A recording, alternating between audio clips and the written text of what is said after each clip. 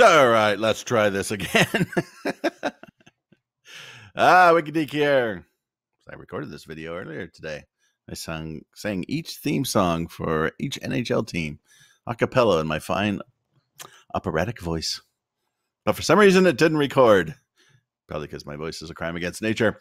So, Los Angeles Kings, squint and view the future. Why would you want to do that? Because the present is so ugly. Kings just finished their 3-game road trip. Lost all 3 games, although, of course, they got a point out of Ottawa. I don't know. I think if you go to Ottawa and you come out with a point, now I realize we suck too, but I mean, come on. Weren't you expecting a win in Ottawa? Now, they didn't get blown out at any of the games, but they also, didn't win any. And at some point, it's about production. And it wasn't long ago, somebody, me, was mocking the USA Today prediction of 54 points for the Kings. I am mocking no more. The only thing we're looking at now really is the direction of the spin.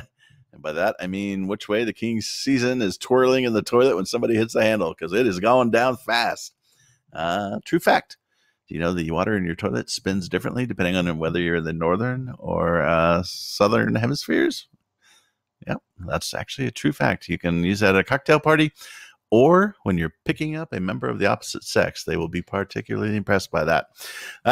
So there was, I thought, one shining little bit of hope from the road trip, and that was, seems like the Ewok King might be getting a little tired of the veterans as well. And we saw that last night when we had the kids line, the 97 line, the Grunion, Thin Lizzy, and the Wags. Sounds like a great band lineup. But of course, they got some decent minutes. They played well, I thought. And then, of course, the big moment that raised some eyebrows, certainly raised mine, was in the last minutes there when the Kings were trying to tie the game. And who was out on the ice? The kids with Kopitar, with Doughty, and with some other King. I don't remember who it was, which tells you how effective they were. But the kids were giving Montreal all they could have. Montreal couldn't get out of the zone. They were having serious problems. The kids were all over them. Then Lizzie had a great opportunity. Didn't sink it, unfortunately. But, it's the kind of thing that we've all been talking about, that we wanted to see. Energy and feistiness and getting after it. And I don't know if you noticed, but on some of the plays down the wall, if you go back and look at the game, pay attention to the Grunion.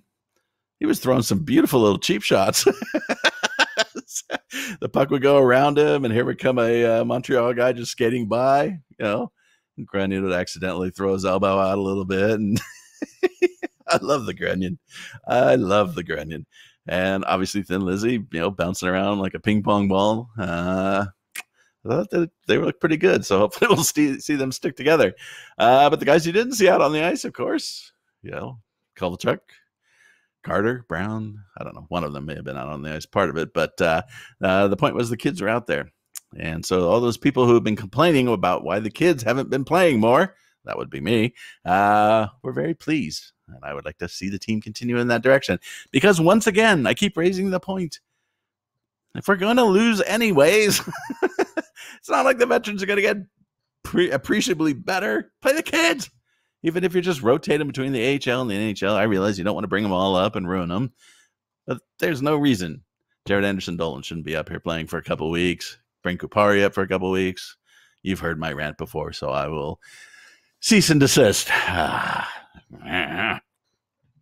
But in truth, as the season circles the drain, we have to look to the most important member of the Kings, and is not Rob Blake, as much as I would love to blame Rob Blake for everything, because I don't think he's a very good GM. Mark Yannetti. The Fighting Yannettis.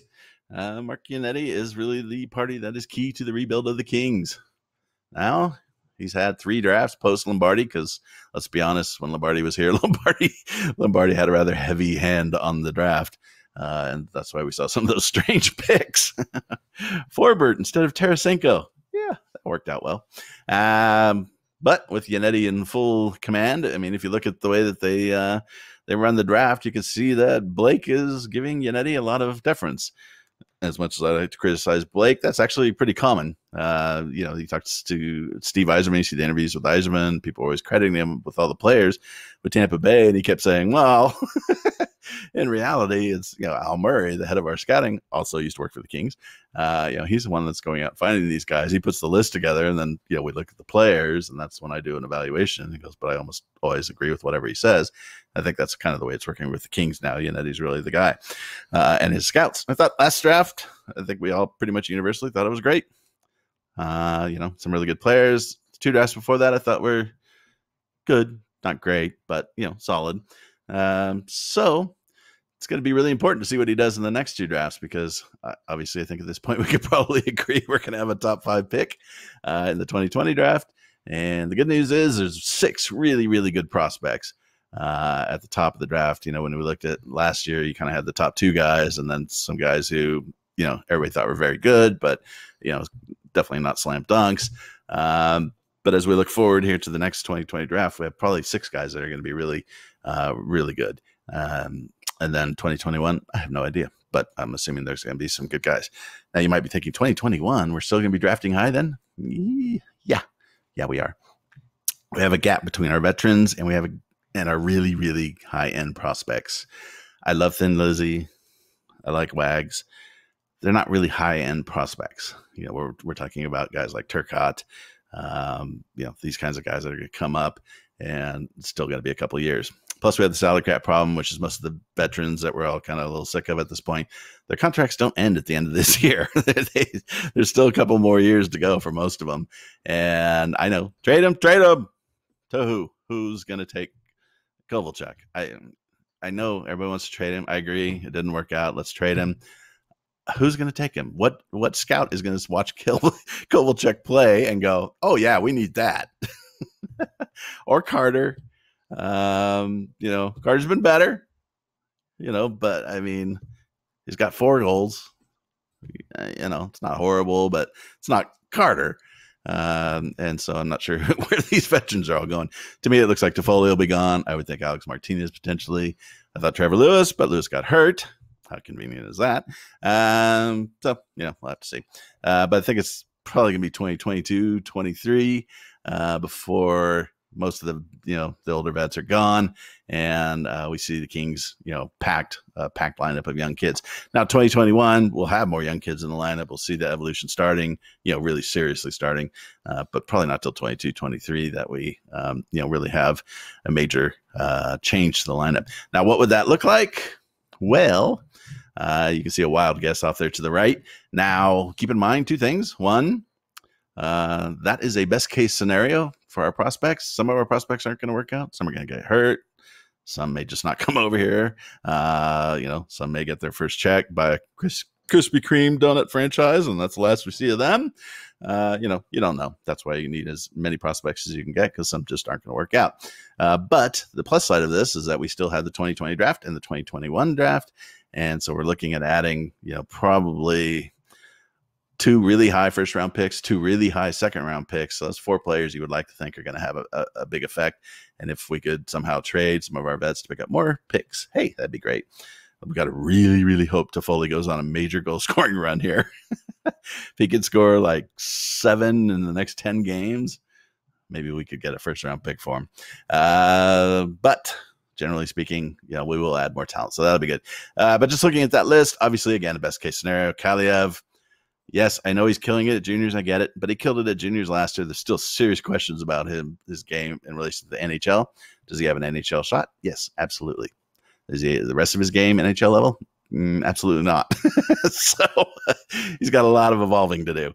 But if he does, he's basically going to be like a Patrick Laine up in Winnipeg.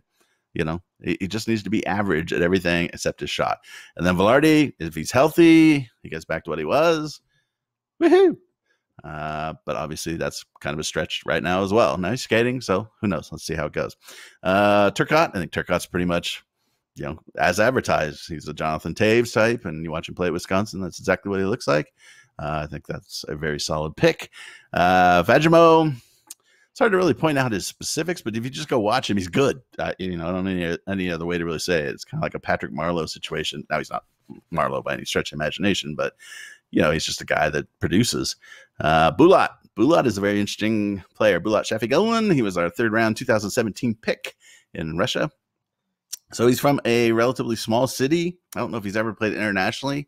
So I don't know if he'll actually make it over here. This is one of those players that may take years for him to show up because, the kid's, 19 right now, and he's killing it. He is absolutely killing it in juniors. He's got something like 27 points in 12 games or something. He's just a beast. Great shot, good eyes, good hands, above average speed. Pretty mediocre in the defensive zone, but he's a guy who can fill the net. He's a tall bean type player. He's thin but tall, but he's a very impressive player, very impressive wing, great shot. But he's never been out of Russia. He's probably never been to the major cities in Russia, and he's going to come over here to LA. He might have a good tan. I'm not sure how well his game will translate. But if they can figure out a way to get him over here and to get his game to translate and to keep him off the beaches, excessively, he's a talent. He's a major talent. He's also the subject matter of one of the great quotes from the Kings draft that year. I think you can pull it up on YouTube. It's Yannetti and Blake are sitting there. Yannetti says to him, "You want skill, right?" And Blake nods his head, and then he says, "Well, this guy's got fucking skill," or something like that. I'm butchering it, but it was pretty damn funny. You could see a major change in the attitude of the type of players they were going to draft. And as much as I dislike Blake, I will give him full credit for that.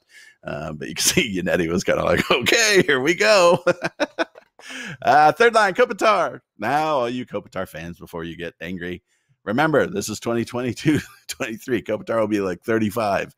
He'll be nearing the end of his contract. And, with all the wear and tear on him, there's no way Kopitar is a 1C or 2C at 35. He needs to play like 14 or 15 minutes a night, no penalty kill, none of that stuff. Think of Joe Thornton in San Jose, how they moved him down the lineup as he got older, that kind of a situation. And that would probably really benefit Kopitar at that point. With Grundstrom, of course, I love Grundstrom. Kupari. So there's some people that love Kupari. I would invite you to go watch him actually play, and not just the highlights. Watch him play like a full game. Kupari is Kempe to me. He has all the parts. You look at the individual parts, he's pretty damn impressive. But when you put the parts together, it doesn't actually produce much. Now, he did in the Swedish league, but he has a game. The way he plays his game was very tailored to having that huge ice. And obviously over here, he's not going to have that. Now, I hope I'm wrong. I hope he becomes, a great, 1st or 2nd line wing and is pumping in goals. I just don't see it. I don't see it. Now, I'm not suggesting he's going to be a bad player, but, for a 1st round pick around, what was he, 20th, something like that, you're kind of hoping for more. I don't think he's going to be that great. Now, in his defense, when you watch him in the AHL right now, keep in mind that this kid is, 19 or 20, and he just moved from Sweden. He's in a whole new country. Everything is new, and the ice surface is smaller. The game's probably quite a bit faster than what he's used to, so he's going through a major transition here. So maybe he starts producing later on, and I'm dead wrong. I certainly hope I am.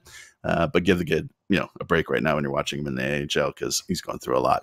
As somebody who's lived in other countries, I lived in Russia, for instance, I know what a big change that can be. And just, you need your routines, to be quite honest. And he probably doesn't have any yet. Or he may be just partying it up on the beach. Who knows? 4th line, JD. I think we can all agree on that. Akil Thomas. I watched the 2018 training camp, and we had drafted Thomas. He had these huge points in juniors, and I thought he was awful. This guy's a bust. He was just not good.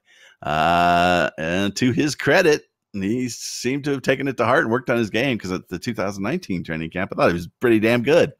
His forecheck was impressive. He was on defenders like white on rice. He was pounding on guys and making himself a serious nuisance. How he translates to the NHL, I don't know. He'll definitely be an NHL player, I think. He could be as high as a 2nd line. I don't think he'll ever be a 1st line player. And he can play center, but I think probably as a power forward wing type with speed, because he does have some speed. I think it's probably where he ends up. So, Kings need some muscle, and I think that Thomas can do it. He can score goals. He's a good player. And so if his game keeps evolving like it did from 2018 to 2019, that would be great. Defense, we'll still have Dowdy. He'll be about 33. Defensemen tend to age fairly well, so I'm not too worried about that. Bjorn Footy, I think we don't even need to talk about him. Mikey Anderson, he looks to me like Willie Mitchell clone. Just that kind of a player, solid, somebody you can rely on, and you team him up with an offensive defenseman, somebody like Sean Dursey. Now, I like Dursey a lot more than a lot of people do. Yeah, I know he had a pretty bad game today in the AHL, but those are things he can learn to fix. A bad pinch, that kind of a thing. But I think in the offensive zone, Dursey creates a lot of chaos, and I really like him. I think that if you team him up with somebody that's defensively solid like Anderson, they could be around for a while. If you think back to Slava Voinov when he was playing with Willie, or when he was playing with, who was the other guy he played with? They would team him up that way, an offensive guy with a solid defensive guy. That worked out pretty well. Third, Walker. I like Walker. He could be second. You could switch him with Dursey, whatever you want. And then Holtz. I don't know who would be the sixth defenseman. I'm just picking Holtz because he's having a great college year. Who knows if that translates to the NHL? What about Kale? Where's Kale Clegg? I don't see it. I don't see it. Yes, he's good offensively. No doubt you will get no argument from me, but he is awful defensively. Every game, it seems like he just either makes a bonehead play or he pinches at the wrong time, and he's Kempe on defense. He has the skills, but the brains just, they got hit by a puck at some point. And you can go back to the Kings preseason. I doubt you taped the Kings preseason games, but there was one game where it was like a couple minutes left. The Kings were tied, and the wing comes up the ice on one side of the ice, and there's the Kings defender, and standing next to him for some reason is Kale. and the opposing offensive wing is skating down the ice with nobody on that side of the ice. Of course, his teammate passes in the puck. He goes in and scores. And it's like, what are you doing? What are you doing? Well, that's Kale Clegg. So I don't see it. Again, I hope it proves me wrong. I hope he becomes, a great offensive force in the NHL. I just don't see it. In goal, Peterson and his dog spot. I think we can all agree on that. It'll actually be Quick's last year of contract in 2022, I think. Maybe one more year after that. But you got to imagine by that point, he'll be allergic to his equipment. I can't really see him playing at 36 or 37. Or by then, geez, he'd probably be 37. So I'll put Perrick in there. Perrick's a kid to watch. I'm not sure I'm pronouncing his last name right. But if you get a chance to watch this kid, he's good. He's big. And he's got a lot of talent. You put him with Ranford for a couple of years and let Ranford work on him. I think Perrick could end up being a really nice steal. So if you don't like these guys, feel free to tell me how wrong I am in the comment section. But also keep in mind, we're going to have two other high first round picks, two other high second round picks probably added to this group. So the future is bright. Is that a cup winning team right there? Hell if I know. But it's definitely a team with a lot more skill, a lot more speed, and some real high end talent. And I look at them and I see a team that's similar somewhat to like Colorado. That kind of a team. Now, obviously, there'll be trades and things like that. But, that's a pretty impressive lineup. So it'd be interesting to see how it all plays out. So while the Kings are terrible this year and probably not great next year, just keep in mind, in a couple years, assuming any of us are still around, they could be good. So squint and view the future. Dig up.